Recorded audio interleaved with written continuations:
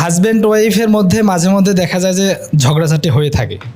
তো সেই ক্ষেত্রে কেউ যদি মনে মনে তাকে তালাক দেয়, যে আমি তালাক দিলাম এরকম যদি বলে, সেটা তালাক হবে কিনা? যদি কেউ মনে মনে ওয়াসওয়াসা হয় আর মনে মনে বলতেছে আমার বউরে তালাক, 3 তালাক, মনে মনে এ আমার বউয়ের গোষ্ঠী তালাক, তার বংশ তালাক, সব তালাক, আপনি যত কোটি কোটি তালাক দেন না কেন, ইসলামী শরিয়াতে তালাক এবং বিবাহ দুইটার জন্য উসুল রুকুন সবগুলা বলা আছে। অতএব মনে মনে যদি শয়তানি ওয়াসওয়াসা দিয়ে আপনার অনুপ্রেরণা নিয়েও আছে, বলেনও যদি আমার বউ তালাক, আপনার এই তালাক হবে না, এই তালাক পতিত হবে না। এটাই মাসালা। আল্লাহ সাহাবা ও নাজায়ের এর ভিতরে ফোকায়ে কেরামে বর্ণনা দিয়েছেন। মনে মনে তালাক দিলে কি তালাক হয়ে যাবে? তালাক কখনো মনে মনে দিলে হয় না। খুবই গুরুত্বপূর্ণ একটি প্রশ্ন আপনি করেছেন। অনেকের আপনি কি বলেছেন না বলেছেন তার উপর ভিত্তি করে বৈবাহিক সম্পর্কে কোনো প্রভাব পড়বে না। তালাকের কথা যখন মানুষ মুখে উচ্চারণ করে তখন সেটা তালাক পতিত হতে পারে, যদি সেটা তালাক পতিত হওয়ার মতো হয়। যেমন অতীতকালীন কোনো শব্দ ব্যবহার করে তালাক দিলাম বা এই জাতীয় কিছু বললেন, তাহলে সেক্ষেত্রে তালাক হয়ে যাবে। আর ভবিষ্যৎকালীন যদি শব্দ ব্যবহার করেন তালাক দেব বা তালাক দেওয়ার পরিকল্পনা করব ইত্যাদি ইত্যাদি, তাহলে এগুলোর কারণে তালাক পতিত হয় না।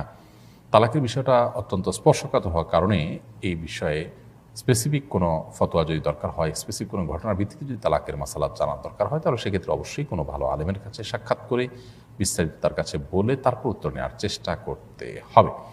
মনে মনে দেন, তালাক দিলেই তালাক হয়ে যাবে। ইসলাম ওয়াইফকে তালাক দেওয়ার কোনো অধিকার দেয় নাই। ইসলাম তালাক দেওয়ার অধিকার দিয়েছে স্বামীকে। হেসে দেন, আপনি কান্না করে দেন, আপনি মনে মনে দেন, শব্দে দেন, লিখে দেন, তালাক দিলেই তালাক হয়ে যাবে। তালাকটাকে আপনারা এতটা ইজিলি ইউজ করবেন না। যদি আমরা বলি তোর দিলাম 3 তালাক, যা এখান থেকে বের হয়ে যা, এটা কিন্তু মজা করে বলছি, হয়ে গেছে।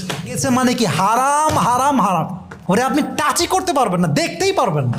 ওকে আপনি দেখলে আপনার অন্য মেয়েকে দেখলে খারাপ চোখে যে গুনাহ হতো কবিরা, এই গুনাহটা হবে। এতটা ইজিলি মনে করিলেন না।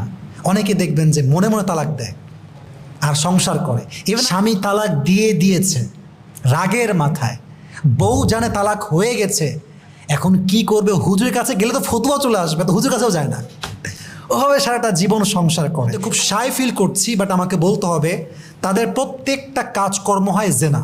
এই জন্য যুবক ভাইয়েরা তালাককে এত সহজে নিবেন। যদি আপনার ওয়াইফকে আপনি বুঝে ফেলেন, লাস্ট কথা এটা আমার, যদি স্ত্রী বুঝে ফেলে যে স্বামী আমার এতটা চরিত্রহীন যে সঙ্গে আমার স্টে করা আর পসিবল না, সেই ক্ষেত্রে সামাজিকভাবে সবাইকে ডেকে বুঝিয়ে শুনিয়ে সর্বোচ্চ লেভেলে ট্রাই করবেন। কারণ বোনেরা মাথায় রাখবেন, তালাক হলেই দেখবেন অনেক আপন মানুষের রূপটা কিন্তু চেঞ্জ হয়ে যাবে। ঠিক কিনা বলেন যুবক ভাইরা? অতএব কারো থেকে মোটিভেট হয়ে তালাক লাগবেই আমার, আমি আর সঙ্গে থাকবোই না, না না, এই ভুল করেন না। যখন বুঝবেন যে না থাকাই যাবে না, সবাইকে ডেকে স্বামীর পক্ষ থেকে তালাক হবে। কার পক্ষ থেকে হবে? স্বামীর পক্ষ থেকে হবে। ভাই আবরারুল হক আসিফের উদ্দেশ্যে বিশেষ একটা বার্তা দেওয়ার জন্য এই ভিডিওটা করতে হচ্ছে। তো যে প্রসঙ্গে আকস্মিকভাবে এখন কথা বলতে হচ্ছে সেটা হচ্ছে আপনার সম্প্রতি একটি ফতোয়া সারা দেশে ছড়িয়ে পড়েছে। আপনি দাবি করেছেন তালাক প্রসঙ্গে কথা বলতে গিয়ে যে মনে মনে তালাক দিলেও তালাক হয়ে যায়, যে মনে মনে তালাক দিলেও তালাক হয়ে যাবে। এই ফতোয়ার পক্ষে আপনি আদৌ কোনো রেফারেন্সকে দেখাতে পারবেন? কোন ইমাম কবে বলেছেন এ কথা? আর মনে মনে তালাক দেওয়ার মানে কি? যে কেউ মনের মধ্যে কল্পনা করেছে স্ত্রীকে তালাক দিয়েছে, এতে তালাক হবে? কোথায় আছে এটা? না কোনো উর্দু ফতোয়ার কিতাবে, না কোনো আরবি ফতোয়ার কিতাবে। তাহলে এই ফতোয়া আপনি এই যে জাতির মধ্যে প্রচার করলেন, কি নীতিগতভাবে ফতোয়া দেওয়ার কোনো অধিকার আছে? আপনি কি শরিয়া স্বীকৃত কোনো মুফতি? আপনি মুফতি হওয়ার সনদ আপনাকে কে দিয়েছে?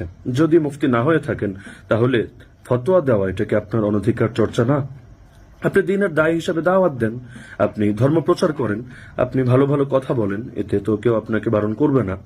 উপরন্তু একজন দায়ী যদি ময়দানে বেড়ে যায়, এটা সকলের জন্যই বেশ সুখের বিষয় এবং আনন্দের খবর।